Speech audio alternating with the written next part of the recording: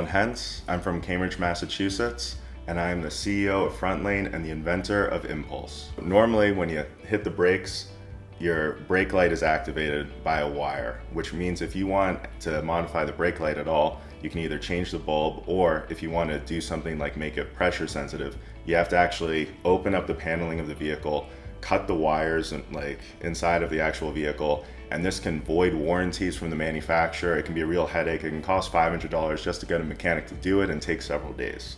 This product is completely standalone. It's got a built-in battery that lasts 4 years for the average driver. So there's no charging. It has a built-in motion sensor, so it doesn't even need to connect to your brakes at all. In fact, all you do is stick it to your back window. It calibrates automatically to your vehicle, senses the angle of your window, how your vehicle moves, etc. And the result is that as soon as you start driving, whenever you hit the brakes hard, anytime, it'll automatically activate ultra bright LEDs. So instead of having your normal brake light, it'll be ultra bright pulsating lights that really get the attention of the driver behind. And so the auto manufacturers were the ones that looked at this and said, hey, this could really make people react. And so suddenly they started pushing it out.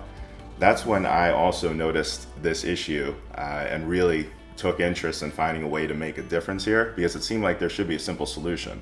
And then when I saw that there was in-depth research on it, it just wasn't really that much out in the public space. That's when I realized if I could just take this and figure out a way to make it so that it's truly easy to install, now it would be accessible for basically every driver. Essentially, once we had this product out there, we sent out emails to hear feedback, that sort of thing, but somebody reached out to us and they said, I've had this product only on the car for a couple months, and they were sure that this prevented them from getting in a rear-end crash. Essentially, somebody cut them off, they had to slam on the brakes, and then they did that classic look into the rearview mirror, knowing that the car behind was not going to be able to react in time, and they looked up and they couldn't believe it. The car behind them had stopped in their tracks. Right now, the product Impulse works for the inside of a vehicle, and so it's perfect for passenger vehicles.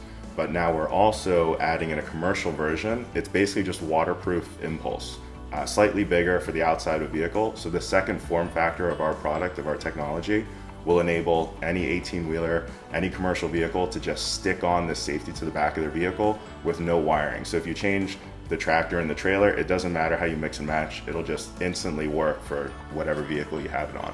While we were designing the product, from my engineering background, I was thinking, oh, this is an engineering challenge. Once we build a product that sells itself, you hear that phrase. I haven't seen that actually happen. And so that in of itself has been its own challenge for how you get that initial traction. And that traction, of course, can lead to more sales. You can scale that up. But getting that traction has been the biggest challenge so far. So now that we've got these individual case studies and here and there people really showing interest, the question is now how we take that and go to the next level with it.